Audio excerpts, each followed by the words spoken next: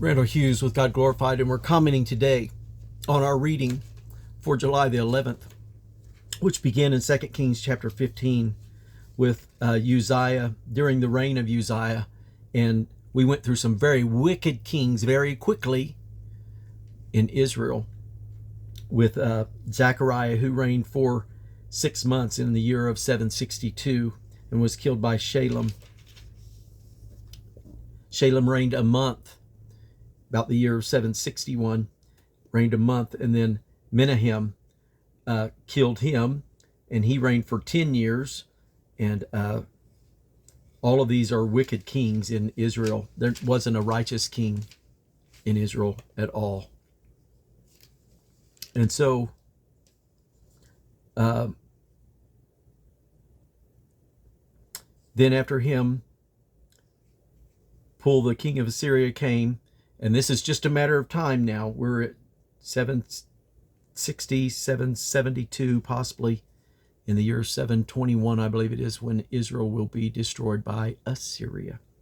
And so this is just 50, 40 years before, somewhere along in there, that this is taking place. Assyria came and took silver, and then Menahem was killed by Pekahiah, and Pekahiah began to reign for 2 years. And so now we're into the year of 750, 751, 750, 749. He had an evil life and a very short reign. And it was during this time that Uzziah, who had been a very incredible, wonderful king for Judah, mostly righteous up until this point, went into the house of Yahweh to offer incense. When he was strong, his heart was lifted up.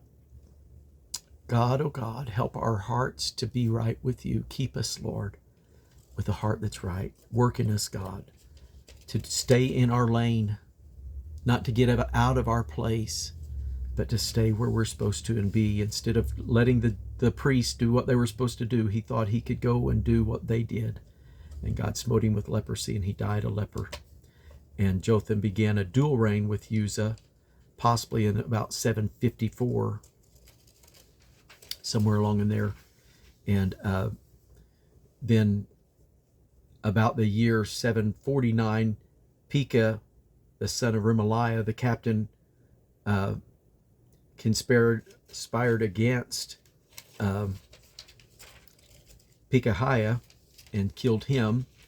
And Pekah became the king of Israel. And it was about a year later that Uzziah then died in 748, and Jotham became the full king. He had co-reigned, co-regently with Uzziah until 48 when he died. And then we go into the vision that Isaiah saw, an incredible vision. I love this vision. It's an amazing vision.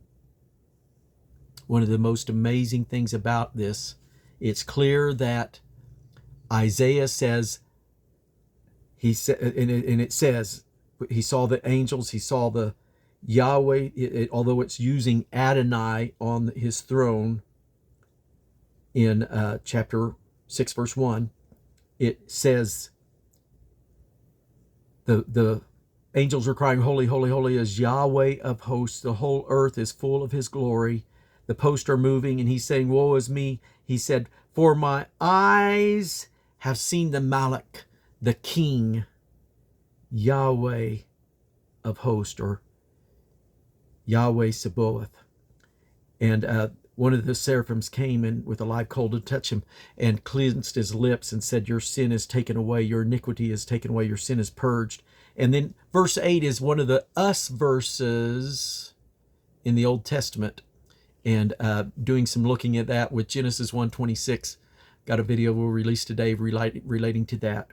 But the one on the throne, he said, I heard a voice of the Lord saying, whom shall I send, and who will go for us? Then I said, here am I, send me. And he said,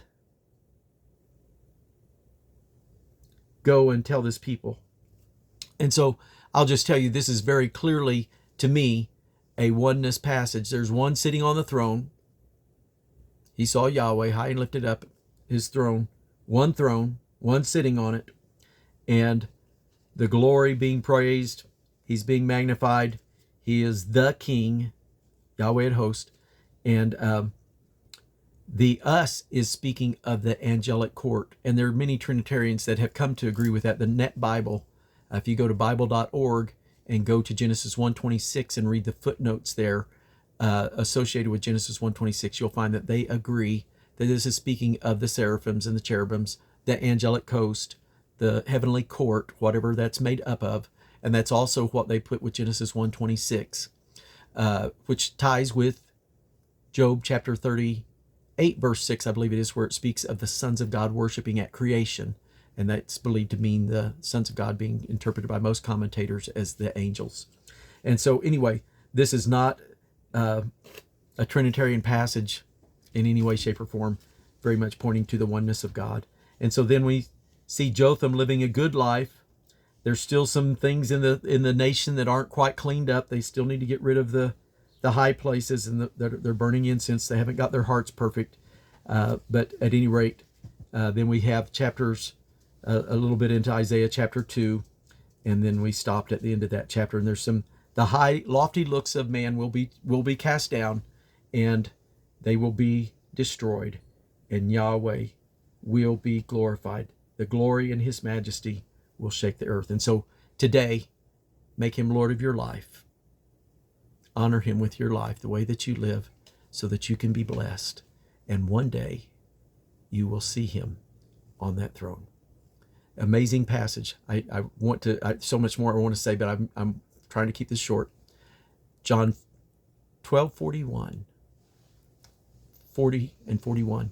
If you look there, Jesus says, John says this in his commentary, that Isaiah saw Jesus' glory and wrote of him. And it's clearly speaking of this passage in Isaiah chapter 6. Amazing stuff, amazing truths. We'll try to get more videos out relating to it. God bless you. Have a great day in Jesus.